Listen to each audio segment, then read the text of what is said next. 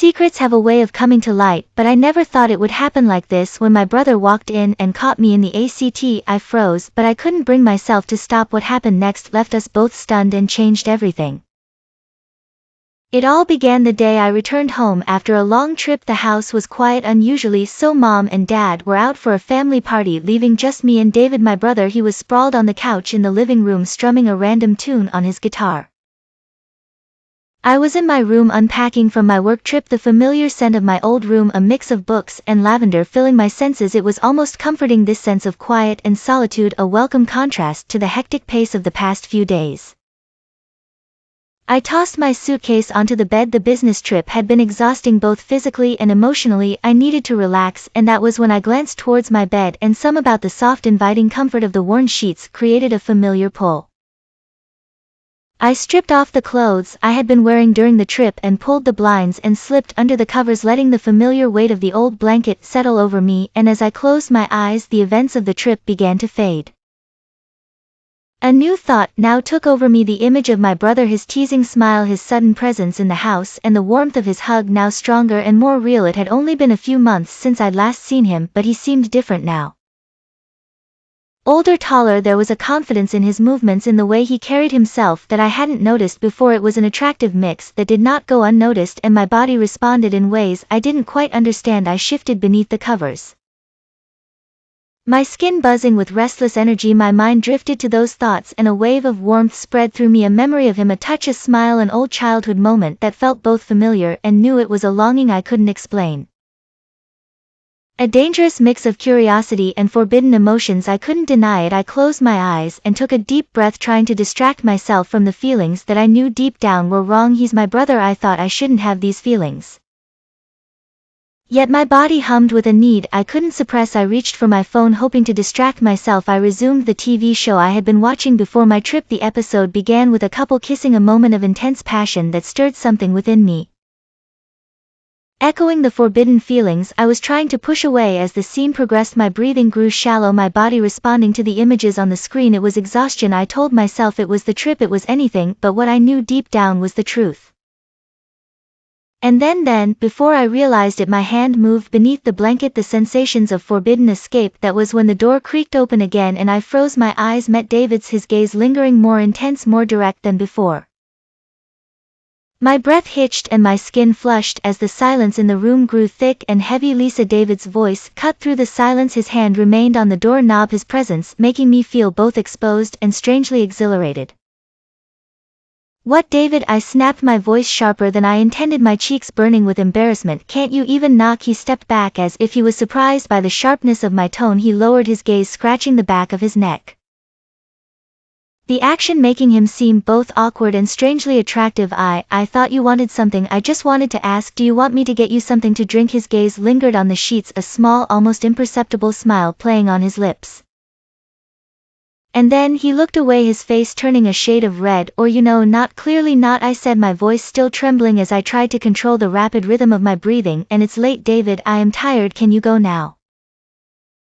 He paused for a moment, his body shifting as he seemed to be fighting his internal thoughts, and then he looked back to me, a mix of tension and something I didn't quite understand in his eyes. Right, he said, his voice barely a whisper. Sure, I'll go. He moved to leave, his hand on the door when I said wait. It was a sudden impulse, an action that felt both reckless and a need that I couldn't ignore. He stopped, his hand on the door, and his expression changed, the curiosity and confusion now more evident. A silent question lingering in the air between us. What? I started trying to find something to say, a way to rationalize my request, but I couldn't, so I just said, I'm sorry, I didn't mean to. Snap. He gave a small nod, his eyes meeting mine for a moment before moving away, the tension now feeling different, heavier and somehow more intimate. And in that moment, as he looked at me, I never could have imagined what he was about to do next. His gaze lingered on the sheets for a fraction of a second. It's fine, he said, his voice softer now, but his tone still held a new layer of intensity that made my heart skip a beat. I should have knocked. We stood there in silence, the tension between us shifting.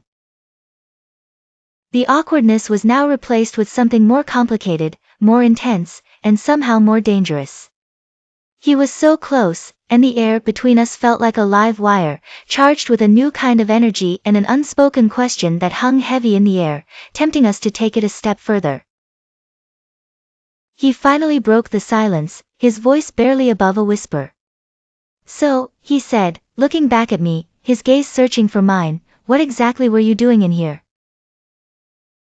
I felt my face heat up again and I groaned, pulling the blanket over my head, the warmth of my body adding to the already rising heat. "Oh my God, David, can we not talk about it?" He chuckled, the sound low and warm, and it sent a shiver down my spine. "Relax, Lisa, I'm just messing with you." He walked closer to my bed, his actions careful and slow, as if he knew he was stepping into a dangerous place. I peeked out from under the blanket, glaring at him, trying to regain some of the control that I had lost. "You're such a jerk." He grinned, his teasing smirk making my heart skip a beat, and he sat on the edge of my bed, his body close, his presence so much bigger than the space he was occupying. "Yeah, but you love me anyway." I didn't respond, and I wanted to tell him that he was wrong, but I knew that he was not, and that the feelings that were starting to grow were becoming harder and harder to deny. The silence that followed was heavy, and I could feel his gaze on me. I pulled the blanket tighter around myself as if it could shield me from the feelings that were starting to overwhelm me. "So," he began, his voice deliberately casual, "who were you thinking about?" My head snapped up and I stared at him, my face burning. "No one, I wasn't. What kind of question is that?" He shrugged, his expression infuriatingly calm. "I'm just saying, you looked pretty into it. Must have been someone special." His eyes held a question, a mixture of humor and a strange desire. "It was just a TV show," I muttered, trying to sound unfazed. "Oh really," he said, his tone shifting. His tone became more intense, making my heart race. "What was so special about that TV show?" I didn't respond, my mind racing and my face turning a shade of red that I was not able to control. "Lisa," he said, his voice now soft and low, his gaze lingering on me, making my skin tingle. A mix of danger and excitement was hard to deny, and in that moment, as his gaze lingered on my lips, I felt the heat rising between us, a sensation that told me that everything was about to change without us even realizing it. The silence in the room was a living thing, a heavy blanket. I could feel his gaze like a physical touch, making my skin tingle with a mix of anticipation and a dangerous thrill. My heart pounded against my ribs, and I knew that we were standing on a precipice, about to fall into something that was completely unknown. He finally moved his hand, reaching out, gently grazing my skin as he took a step closer. "Lisa," he said, his voice a low murmur, his eyes locking onto mine, "tell me to stop." His fingers traced the curve of my jawline, sending shivers down my spine, and I could almost feel his breath on my lips. I swallowed hard and my eyes met his. I could see a mix of danger and a raw, unfiltered desire. "What if I don't want you to?" I whispered back, my voice barely audible, my body pulling me towards him even as my mind was telling me to stop. That was when he laughed, a soft chuckle that sent a new kind of thrill through me. He took another step closer, the space between us now almost non-existent, and the air was so thick and heavy with unspoken desires that I could almost taste it. "Maybe," he whispered back, tilting his head as his gaze locked onto my lips, "maybe that's the problem." Then his lips met mine. A soft, tentative touch that quickly turned into a kiss that was both desperate and a surrender. His tongue danced against mine, and my body responded without permission, my hands moving to his hair, pulling him closer, feeling the heat of his body against mine, the boundaries now gone. Then everything seemed to happen all at once. My back hit the soft mattress, and I was under his weight, his hands now exploring my body, his touch burning through the layers of clothes as we were both being pulled into a maelstrom of sensations. My head was spinning, and the need for him was now a physical ache. When suddenly a loud ringtone broke through the air, my entire body froze as Mom flashed across my phone screen. I felt my blood run cold, a sudden reminder of the transgression we were about to embrace, and the line we were about to cross was more dangerous than we had imagined. The phone continued to ring, a shrill demanding sound that felt like a judgment, a constant reminder of what we had almost done. I reached out, trembling, and grabbed my phone. "It's Mom," I whispered, my heart sinking as I met his gaze, seeing the same mix of fear and uncertainty in his eyes. I swiped the screen, my breath hitched as I heard her voice, that familiar tone suddenly feeling like an accusation. "Hey sweetie," she chirped, oblivious to the chaos that had just occurred, the storm brewing, and the secrets hanging in the air between us. "Just checking in, are you and David okay? I just wanted to make sure you guys are having a relaxing time while I'm not there." "Yeah Mom, everything is fine," I said, forcing a casual tone, trying to steady my voice while feeling David's intense and dangerous gaze on me. I knew I had to be careful. One wrong move, one wrong word could give us away. I needed to keep her from suspecting anything. "We're just having a quiet night. He's listening to music in his room, and I'm about to take a shower," I added quickly, trying to sound natural. As I was talking, I felt David moving closer, his hand gently touching my leg, his touch burning through the fabric, sending a shiver down my spine, a mixture of fear and irresistible desire. He was so close I could almost feel his breath on my skin. "That's good to hear," she continued, cheerful. "I'm just glad you both aren't fighting and turning the house upside down anymore. I'll let you get back to it then, but make sure you don't stay up too late." She paused, then added with a giggle, "and try to be good, okay?" I swallowed hard, my face burning, feeling the intense weight of her words and all the hidden meanings behind them. I knew we were playing with fire, and our secrets could come to light at any time. "Yeah, okay, talk to you soon," I replied, my voice trembling. I quickly ended the call, letting my hand fall back on the bed, the phone almost slipping from my fingers. A wave of dizziness washed over me, and I could feel the sweat starting to cool on my skin. The sense of relief was quickly overtaken by panic and guilt. I realized that now more than ever, everything had changed. I pushed David away, my hands shaking as I pulled the blanket around myself, a deep and burning shame rising inside me, almost impossible to contain. The heat of the moment had vanished, replaced by guilt. The touch of his skin now felt foreign and wrong, the desire gone, replaced by a need to make it all stop. I looked at him, his eyes wide and unfocused, and I knew that whatever was going to happen next, I wanted it to stop. I had crossed a line I could never undo. This had to end before we were both destroyed, but what I didn't realize was that this was only the beginning. He scrambled back, his body tense, a mixture of confusion and hurt in his eyes as he watched me, trying to make sense of my sudden shift. "What just happened?" he asked, his voice a low murmur, his gaze fixed on mine, his body language a mixture of confusion and hurt. "It was a mistake, David, a big mistake," I replied, my voice trembling as I struggled to keep my composure, to keep the shame from consuming me. I wanted him to leave and forget this had ever happened, but I also knew that whatever we were about to do next, we could never go back to who we were before. Some boundaries had been crossed that could not be erased. He finally looked up to meet my gaze. His eyes searched mine, trying to understand the sudden shift. "I thought you wanted it," he said, his voice barely above a whisper, his words a mix of confusion and hurt that pierced through me. I looked away, unable to meet his gaze, shame washing over me.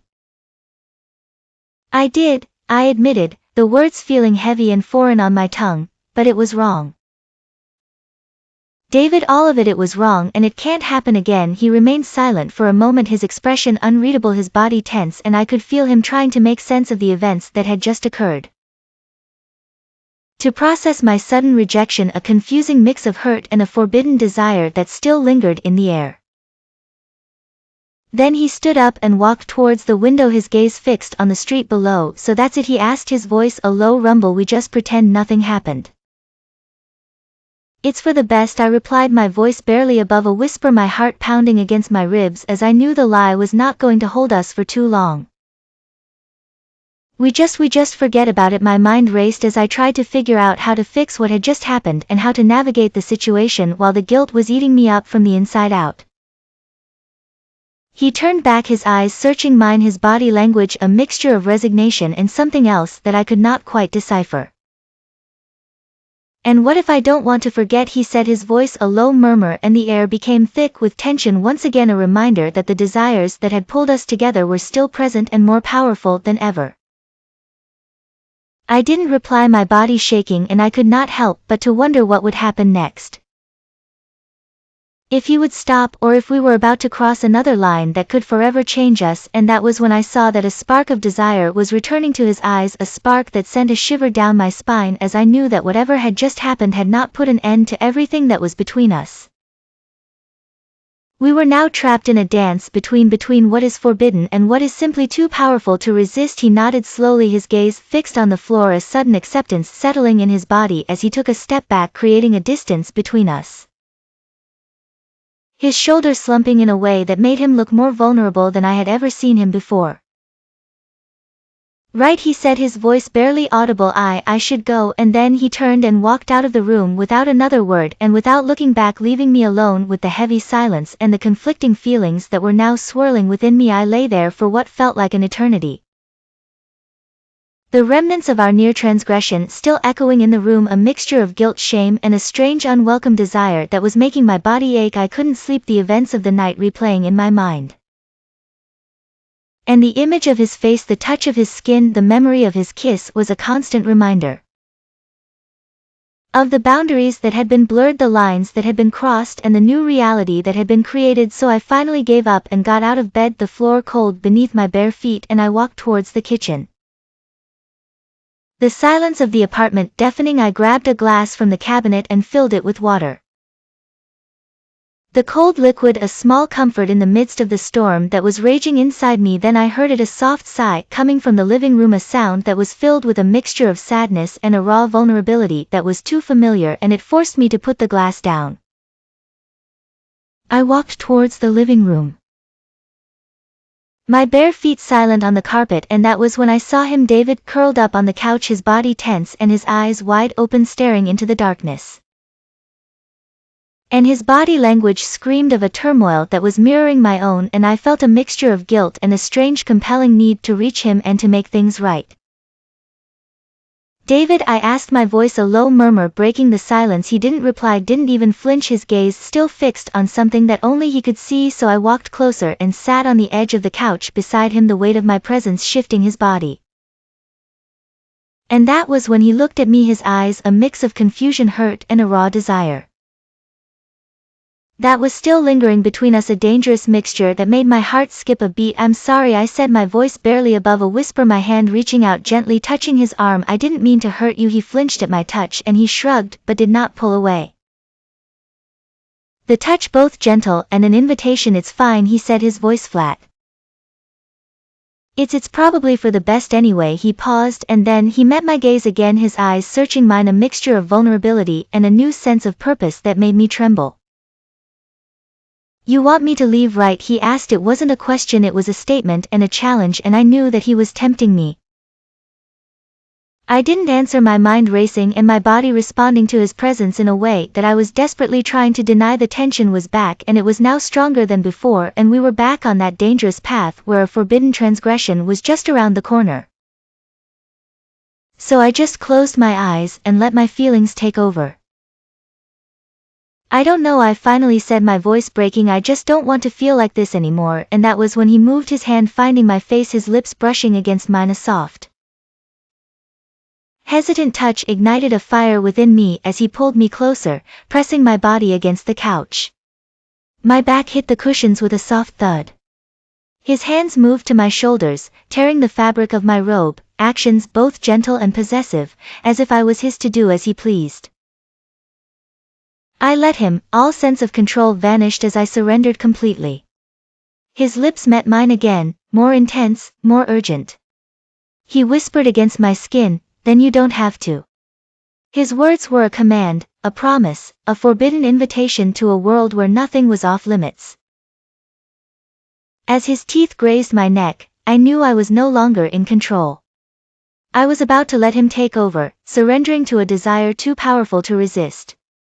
What happened next left me unspoken. His lips met mine again, more urgent, his tongue pushing past my lips, a blatant exploration.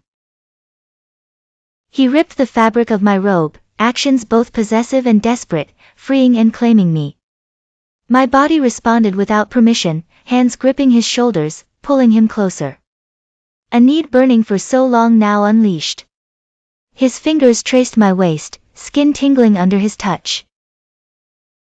Each move a spark igniting a fire, a mixture of excitement and dangerous fear making my breath hitch.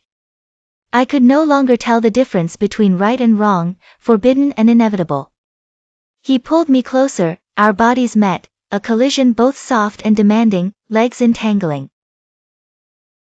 I felt his hardness against my thigh, thrilling and terrifying.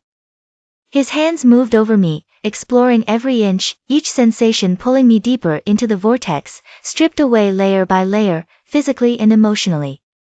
He moved his lips to my neck, tasting my skin, teeth grazing my flesh. A soft bite sent a shiver down my spine, tension building, desire reaching its peak. I knew I was about to cross a line, a point of no return, and whatever happened next would change us forever. Suddenly, I felt his hardness against my thigh, a touch making my breath hitch. That was when he took over, the world faded away, replaced by pure sensation, an intoxicating mix of forbidden desire and pure pleasure. The sounds we made filled the room, moans and gasps echoing our shared transgression, a reminder we were crossing a line from which we could never return. As the heat rose between us and tension reached fever pitch, I woke to soft snores beside me. Morning light filtered through the blinds, casting long shadows. My body ached, a pleasant reminder of the night before, mixed with a dull throb of guilt and confusion I couldn't shake off. David's arm draped across my waist, his breath warm against my neck. I carefully pulled away, the tangled sheets a silent testament to the forbidden intimacy we shared. I glanced back at him, the gentle rise and fall of his chest, tousled hair across his forehead, more handsome, vulnerable. The memory of his passion, raw desire in his eyes, felt like a distant dream, a forbidden fantasy now part of our shared reality, a secret binding us tighter. Yet, I knew the transgression we embraced set us on a dangerous path. He stirred, eyes fluttering open, meeting my gaze. A mix of confusion and something else, regret flashing in his eyes. "Morning," he mumbled, voice raspy, a lazy smile on his lips. Yet, something behind his expression I couldn't place. "Did we really do that?" he added, smile fading, replaced by uncertainty, a question heavy in the air. Mistakes and confusion are part of being human, but they don't have to define us. True strength lies in recognizing when we've crossed a line and taking steps to make things right. Healing begins with honesty, accountability, and the courage to seek help when we need it.